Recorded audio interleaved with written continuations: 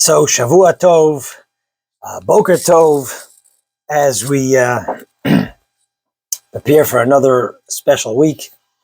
I want to begin today's Torah class with first mentioning that this week is a very special day. This week we have Yud Shvat, which is the day that the Rebbe, Rabbi Menachem Mendel Schneerson, the leader of the seventh Rebbe of Chabad, spiritual leader. This is the day he became the Rebbe, and there's a lot we could discuss just about that. And we're going to find some connection between what we are about to share in the Torah thought with the with this special day of Yud Shvat. So let's first say a bracha, as we always do. Please answer Amen. Baruch atah Adonai Eloheinu melech haolam shehakol niya bidvaro.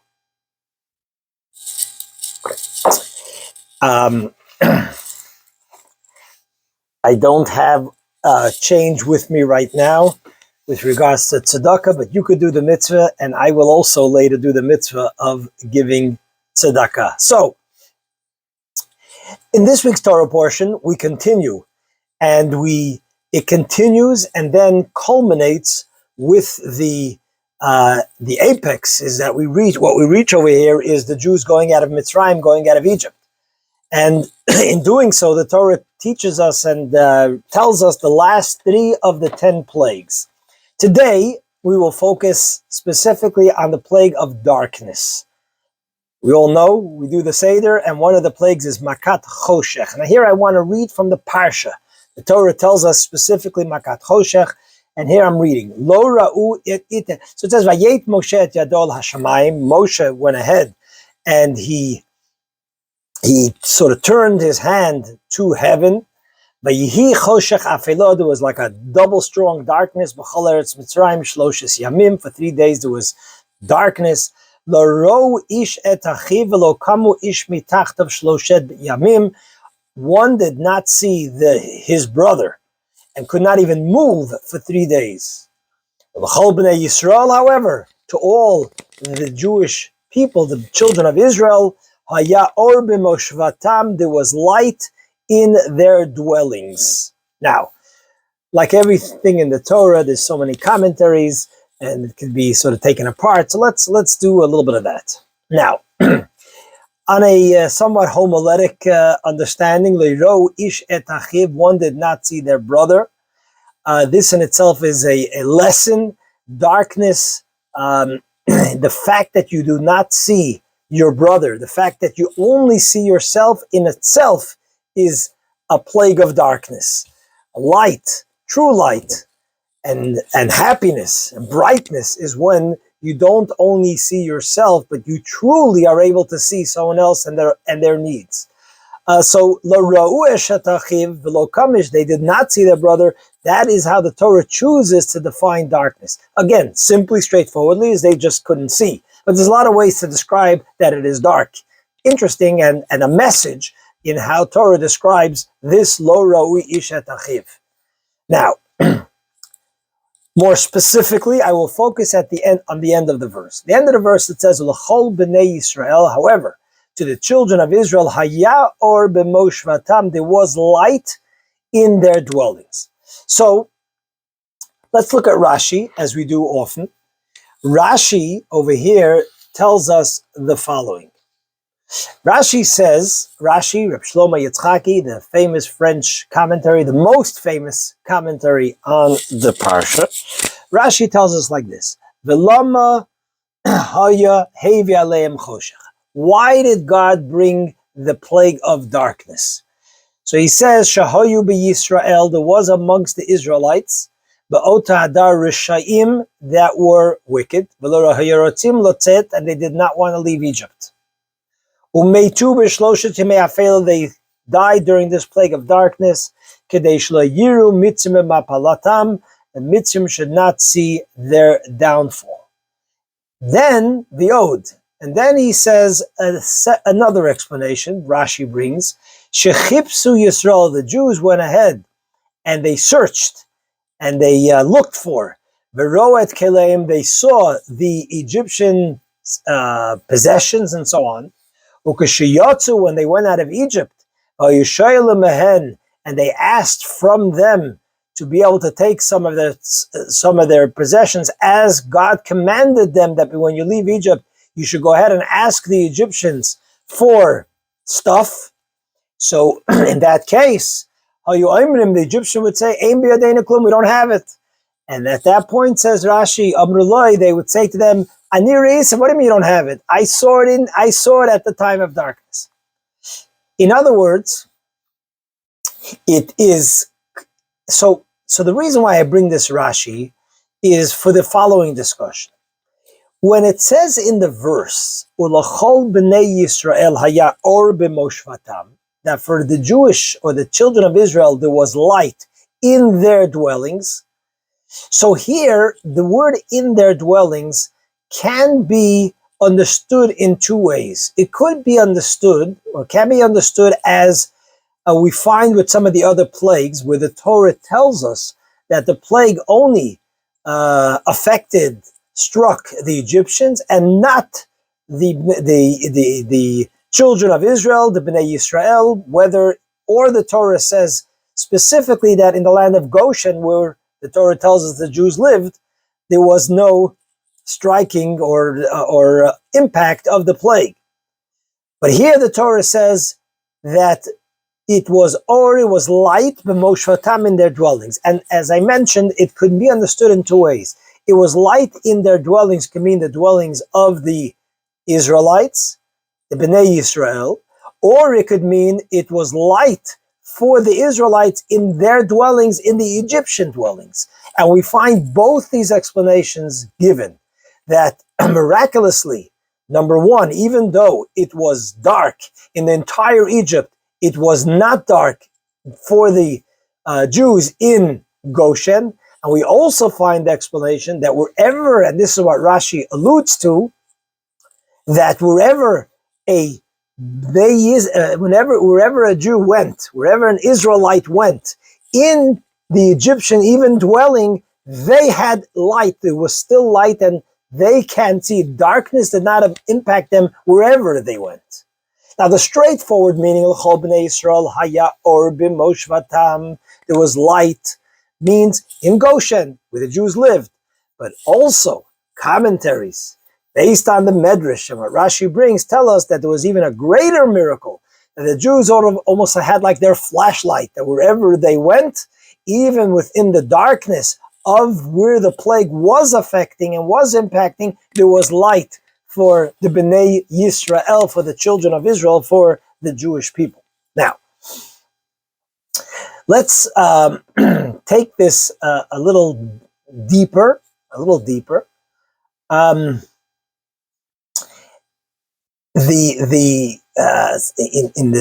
In Kabbalah, in Jewish mysticism, it tells us that this darkness was actually of a much greater light that was revealed to impact the Egyptians. And the reason why it was dark for the Egyptians is because they were not able to, it's almost like when you have the light of the sun, it blinds you, it blinds your eyes. This was such a great light that the Egyptians were not worthy and not capable of processing this light, and for them it was darkness. However, for the Jewish people, they were able to process this light, and therefore it wasn't just a regular light, it was an even more powerful and more unusual light, where they could see things that even ordinarily you cannot see. So this is the deeper meaning here of the verse, L'chol b'nei Yisrael haya or b'moshvatam, doesn't only mean there was light.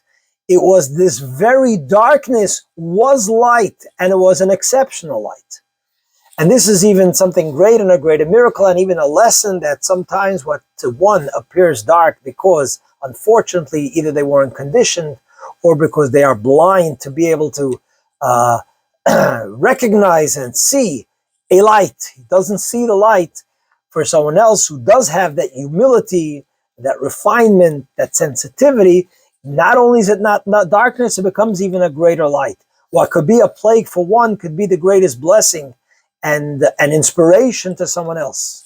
If you close yourself, if your mind is closed, or you're too coarse, or you're too blocked, or you're not opened, something that perhaps could be a great blessing becomes only a plague for you and to somebody else, or to yourself, hopefully. Where you refine yourself, you elevate yourself, it becomes the greatest blessing and the greatest light. But I also want to mention that there's a deeper message here as well, amongst other things that can be learned and discussed, is L'chol b'nei Yisrael ha'ya'or b'moshvotam, in line with what we've discussed every so often, that the objective over here is to bring light in a place of darkness. This was Makat Choshech. It was a time and a place and a plague of darkness, and it was in this plague of darkness that light was brought in. And I say this because this very much relates to Yud Shvat, as I mentioned, the time when the Rebbe became the Rebbe. And the underlying theme in so many of the Rebbe's letters, so many people, thousands of people would write letters to the Rebbe, and often, unfortunately, it was about challenges, tragedies, struggles, problems, disagreements.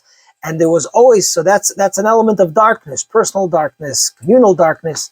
And there was always that underlying light, deeper understanding of what you think is darkness. Really, if you look deeper and you know that it's all coming from Hashem, and you know that it's all coming from a place which is there to make you better, then you will see the light within that challenge and that situation. That was an underlying theme. And take even the fact, or the primary novelty that is known to the world of the Rebbe's leadership, establishing Chabad houses throughout the world. One of the unique factors of a Chabad house or a Chabad rabbi, unlike most other communities, there was already usually a sort of a religious and observant Jewish community, and then they established a synagogue over there. As opposed to Chabad houses, is one rabbi that might go to Timbuktu or to Coral Springs or to some place in Africa or wherever it might be, in Vietnam, in China, and he's the only one there, he and she, a couple, in a place where from a holiness or a Jewish or a Torah perspective is total dark. And all of a sudden, they start with creating light within their own dwelling, having a Shabbat meal, having a minyan in their home. And before you know it, a beautiful community grows out of that and sprouts from those seeds. And what you then end up having, that there's an establishment in the dwelling beyond even their own dwelling. In the dwelling of the darkness that's out there, all of a sudden you start seeing light. Positive light, holy light, moral positive light based on Torah. As the Talmud says in Megillah, in Tractate Megillah, the verse that we say every Saturday night from the Megillah that says, La Yehudim Halta Ora V'Simcha V'Satzon V'Yakar, for the Jewish people, during the times of the Megillah, during the times of Mordechai and Esther. So over there, the verse says that for the Yehudim, for the Jews, there was Ora, there was light. Haita Ora, we say this again, that Adallah. And the Talmud says, Ora, what is the light? Ora zu Torah, this is Torah. And I want to just mention a story that I heard, a very powerful story that Rabbi Ashkenazi shared this past week, talking about a ray of light that, and its impact in a place of darkness. Haita or, in a place of darkness.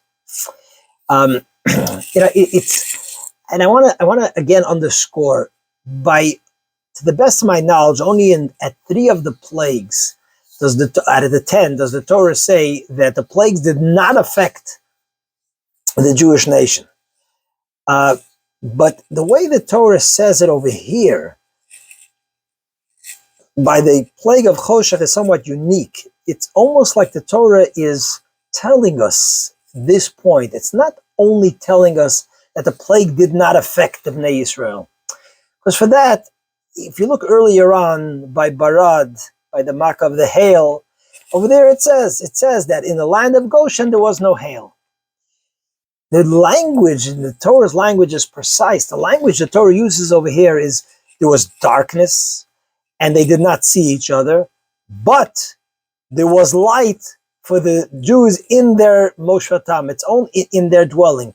It's almost like a point that's trying to tell us not only that the plague didn't affect them, but this message that within the greatest of darkness, light was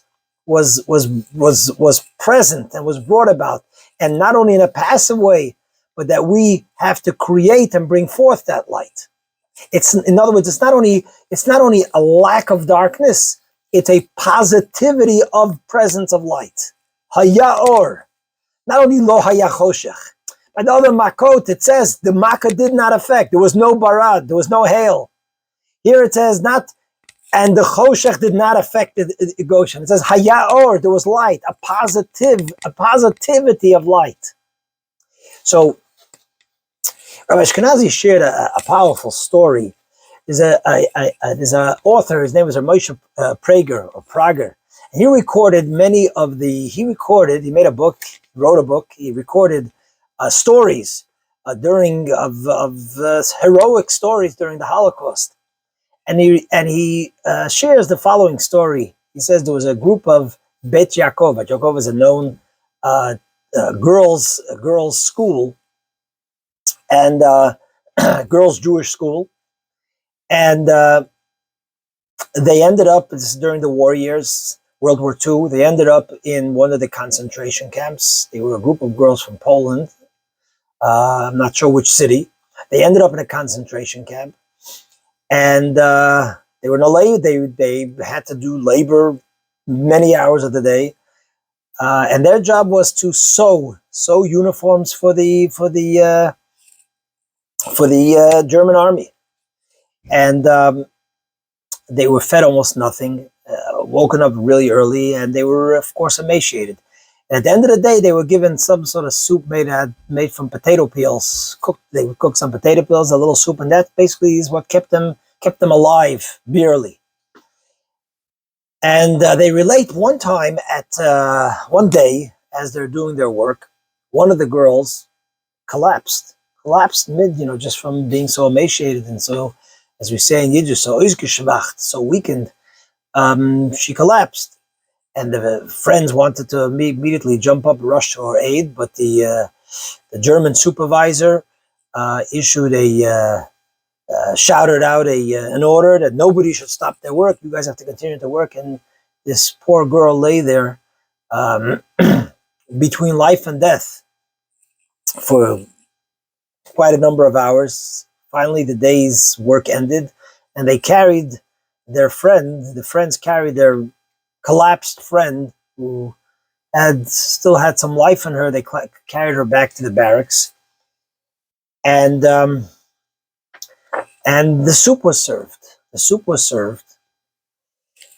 And the girls were always starving and from hunger. Said, look, this friend of ours, will not make it through the night. There's no chance. So let us divide her portion of soup, so each one of us has a little bit of extra nutrition over here.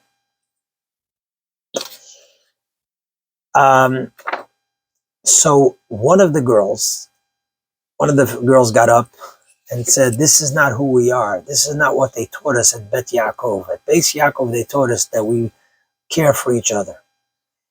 And to add to that, the girl who was barely breathing kept on saying soup.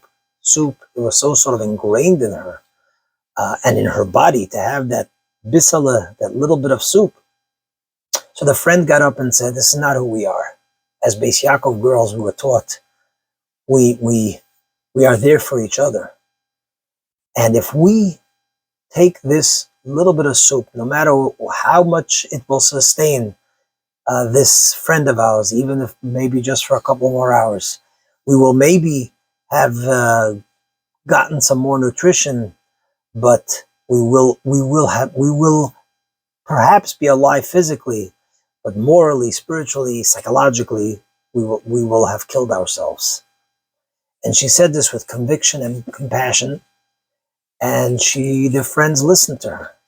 And they each took, not only did they not take her soup, they each went and took from their soup and gave a spoonful or whatever it might be that they were able to get into their collapsed, barely alive friend who some of the soup made it in, most of the soup made it out. And sadly and tragically, she did pass away that night. But this friend survived the war, and she said, after that night, even though physically we were barely alive, but that just changed us, that emotionally and psychologically, on a soul level, we just became alive, which helped us survive the war.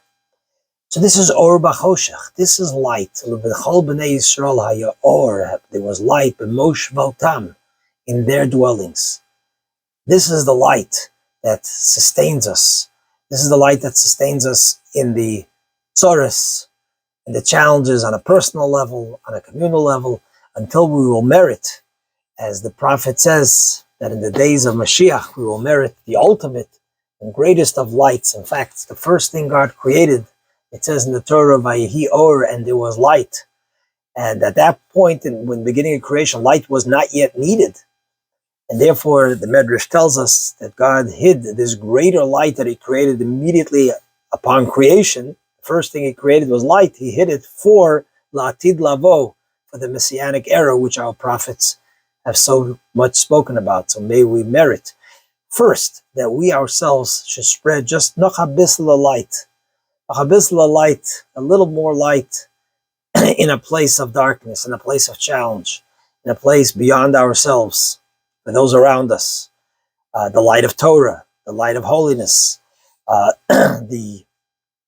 Today there's so much opportunities to spread light on social media. Let's use it positively rather than harmfully.